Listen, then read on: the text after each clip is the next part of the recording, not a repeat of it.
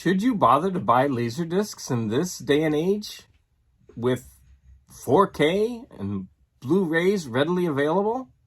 And I'm going to say the answer is yes, but with a caveat. Hi, welcome to my channel.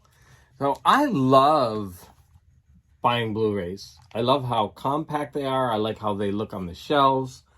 Of course, I love the quality of the image. I also have CD collections. As you can see, I have a lot of albums, but I love deluxe edition CD and their packaging.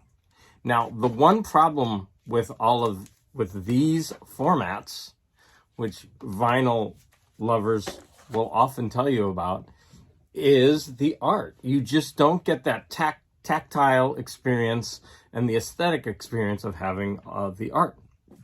Like, this art is nice, but it's not very displayable. However, with Laserdiscs, it's the exact opposite. Look at this beautiful, beautiful packaging. Right? You basically have a piece of art that you can display. Now, Laserdiscs, the quality are about the quality of a DVD. So you're not really going to buy them because you want a really pristine copy of a movie. You get a decent copy of a movie. And you can still watch them. Laserdisc players are very cheap. And that's another item about Laserdisc. They're super affordable. Most Laserdiscs are between $1 to $3, with specialty ones going for about $10. And then, of course, you have some that are rare. Like there's one, Pink Flamingos, that I want, which goes from $50 to $100, right, in the Criterion Collection. So some of these can be pricey. But when you look at this art, you can easily build up a nice collection for a little bit of money.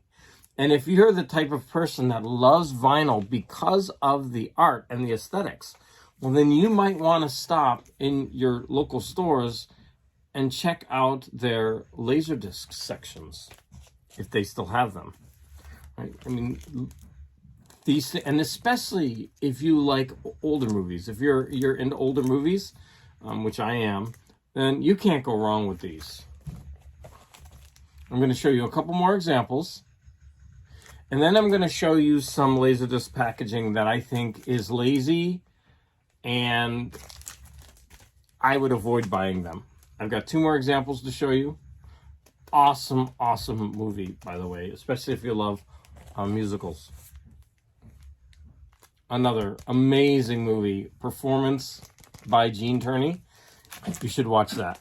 Okay, so let's talk about some Laserdiscs to avoid. Now, the first one isn't that bad, but notice how there are bars on each side. Why did they do that? I mean, there's no need to detract from the art with these two bars, right? So to me, this is a miss, right? You could have been so much better. Here's another example of that. Not only do you have bars on the side, you also have one at the bottom.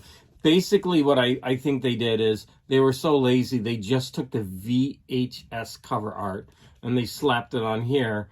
That's the proportions of it, and then they just filled it up with background. Very, very lazy.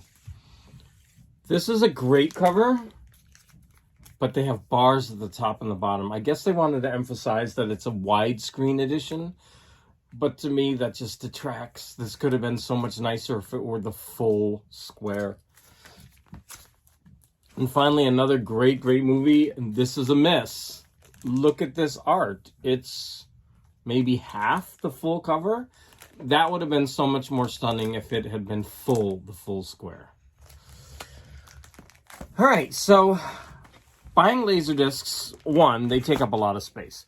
But if you're selective in the ones that you buy, you can really get a nice collection that are displayable. And if you have something like this, you can rotate them through and you can have revolving art. I highly recommend that if you buy albums or vinyl for the aesthetic, then you really should check out Laserdiscs. They're cheap and you can find some really, really beautiful pieces. Thank you for watching, and please like and subscribe. The first one isn't... That'll be edited